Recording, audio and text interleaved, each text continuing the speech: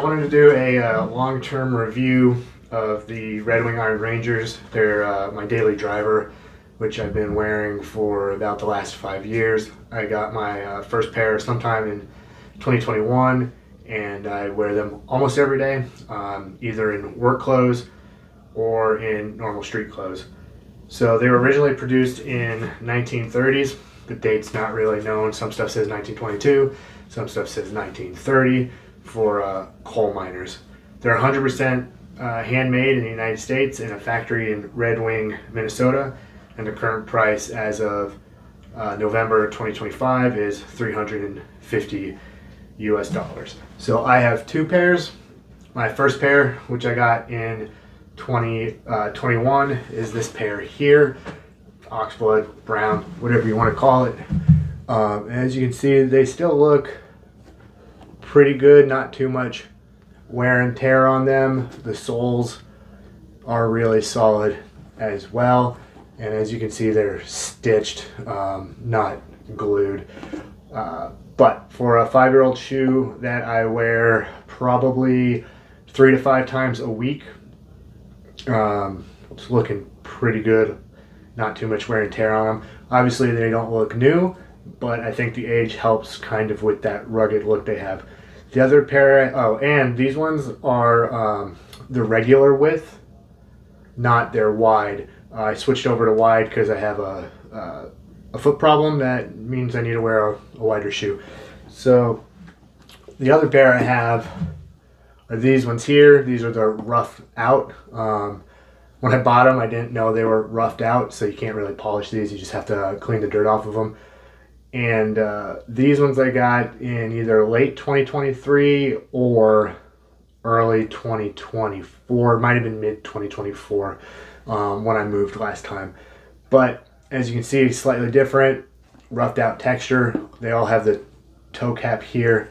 Due to the roughed out nature, these ones I think actually look a little older than the first pair I showed, and these are the wide. I'll put them next to each other here in a minute, but as you can see, not too much wear and tear on the heel. And these ones I wear, find myself grabbing more than this oxblood pair, which you can see not too much of a difference, but they are a wider shoe. Just wanted to put them next to each other. On the left you have that dark brown oxblood, and on the right you've got the roughed out leather ones. So with it you can see a few small differences. The brown roughed out leather have a silver eye hole, grommet, whatever you want to call it, and the other ones have a brass on there. But otherwise you can see next to each other. You can get the one pair shined up really nice. The other one just kind of is going to be dirtier looking as they go. And they've got a bunch of different colors, but that's them next to each other here. As you can see, that's what they look like. So I want to talk about the actual shoe now. Like I said, it's a 5-year review. Most shoes, at least most shoes I've had in the past, don't actually ever last you 5 years. Pair of running shoes, modern hiking shoes, cheap boots, whatever. You're lucky if you get 18 months out of them. So this is a longer term review. There are people out there that have had their Redwing Rangers since the 70s. I'll try to find it. I'll link it below. A guy I follow on YouTube, Scooby, I think he still has his pair from like 1974 that he still wears. I could be wrong on that. So with the shoe, I'd say the build quality on this is a 10 out of a 10. I don't have any issues with them. The only small parts you can have are like here I've got some small damage to the leather, but that's from just using them, wear and tear. It's going to happen, especially after 5 years. You bump into a desk, you hit a curb or whatever, it's going to happen. I have zero complaints on the build qualities. When it comes to comfort, I'm giving them a 9 out of 10. Some days my feet do feel kind of tired and sore in these. The narrower one will give me more issues sooner than the wider shoe, but that's what happens. But again, if you have a narrow foot, it might be different due to the sliding around. Durability, I think that's one of the biggest reasons to get this is the durability of the shoe or the boot, and the build quality is that I don't see these I could wear these probably for the rest of my life as long as I do my part and I take care of them. I don't think that the leather upper is ever going to have an issue. I don't think that the toe cap stitching is ever going to be an issue.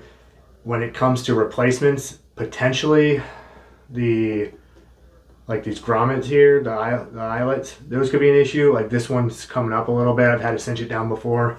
Don't know what that's all about. And then, you know, the soles are eventually going to wear out, but that's part of it.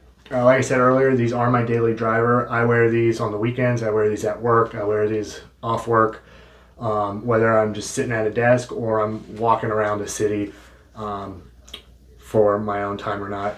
I'll wear these casual. Like I think you can wear these with a t-shirt, jeans, and be fine. I think they look good. I think you can do smart casual if you're doing like a tucked in polo shirt with khakis. They work.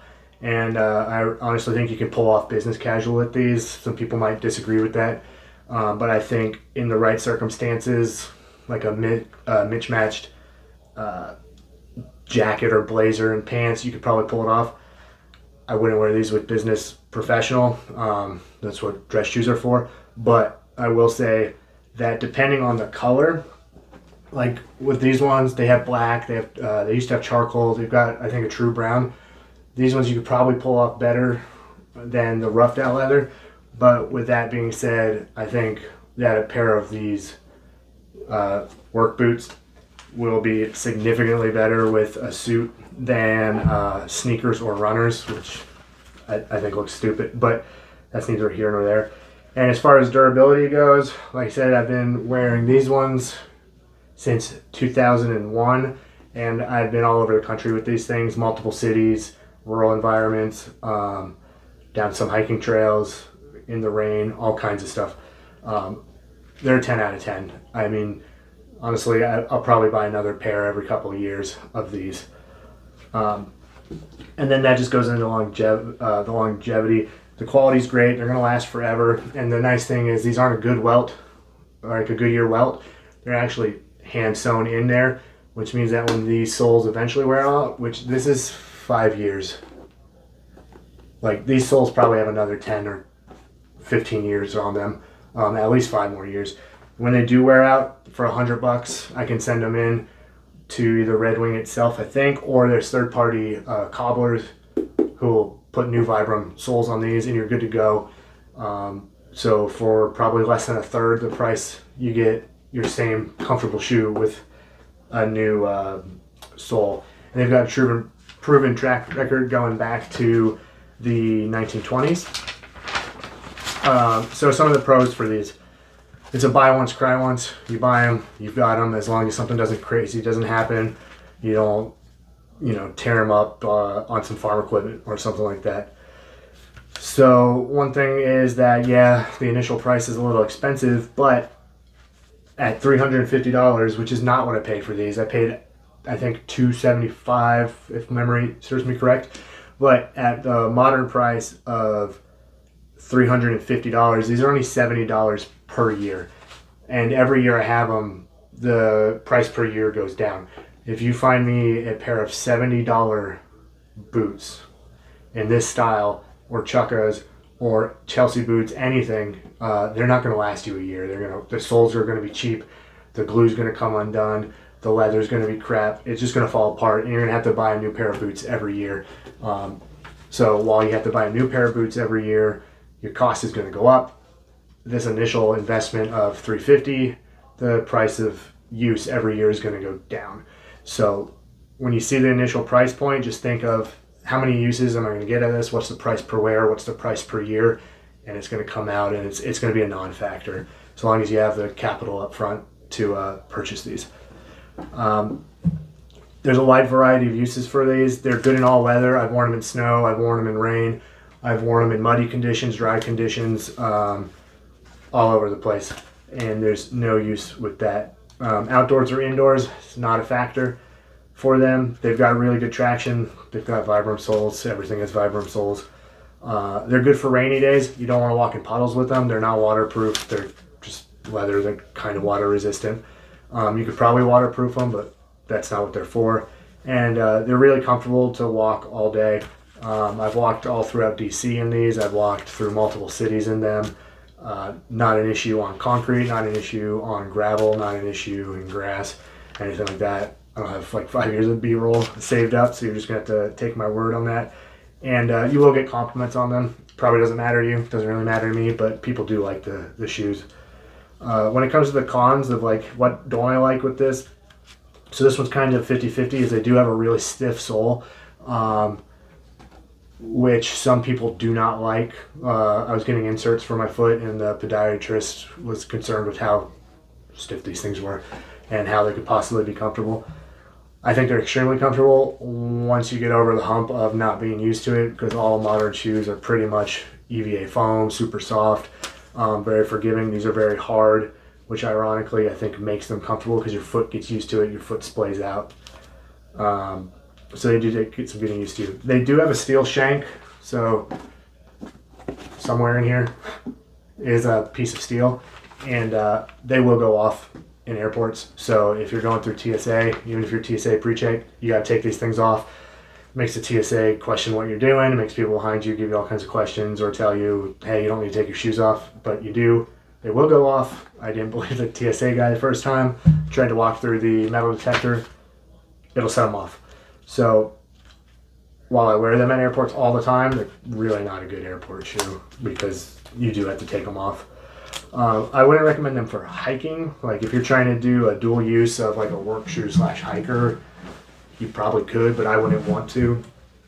The upfront cost is a lot. I know $350 can be a lot of money. A lot of people don't have that. It's not worth throwing on a credit card at 27% interest or whatever. But if you've got the money, if you've got disposable income or some liquidity there, like it's worth it to buy them due to what's going to happen in the long run. Maintenance does add another cost to it, so it's a hidden cost. Is these are going to last you a while, which means you have to do maintenance on them. So you're going to need to buy, a brush for cleaning the shoes, a brush for polishing the shoes, an actual polish brush, probably some saddle soap, and some either clear or color specific shoe polish. Just something to keep in mind. Not a lot, but depending on the quality of the stuff you get, that is another $100 or $50 or whatever. And it is not a one-time buy. You're gonna have to buy polish as you go. I don't polish them as much as I should. Honestly, I probably only do it about once a quarter when I should be doing them monthly, and cleaning them weekly, but I just don't. I forget about it most of the time until I need them. They do run small, so these are a 9. For me, they run one size small. I would not buy these online. I would go to a store and try them on and then look for a deal online. Or you're going to end up just sending them back, which you could have to eat the cost of shipping both ways potentially. So find a Redwing store. They're all over the place. Try them on. Know what size you have. And then if you like them, you can buy them. I bought these in a store physically, and then I bought these online because the sizes were the same. My foot didn't change. Sometimes they do feel really heavy after all day of walking. If you're doing a couple miles or you're out all day doing whatever in a town, sometimes the shoes do feel pretty heavy and they don't breathe super well. So if you're wearing the wrong kind of socks, your socks can be pretty gross by the end of the day. I do think that they're worth buying. I'd probably buy another pair in another year or two. That way I can rotate through them. The more shoes you can rotate through, one, the longer they last, two, the better they feel throughout the day, because they don't have all that sweat and condensation from the previous day. So overall, I think they're a 10 out of 10, highly worth investing in. Investing is not the right term, but highly worth buying. They will last you forever. Just do the math on $350 once for 10, 15, 20, 30 years. And I think it comes out to be cheaper than a shoe you could even buy in Walmart. So totally worth buying, and you should get a pair. If you do have a pair, let me know. I would be interested to know if you've had that same experience as me, or if you had a worse experience. Some people don't like them, some people do like them. Just let me know down below, and have a great day.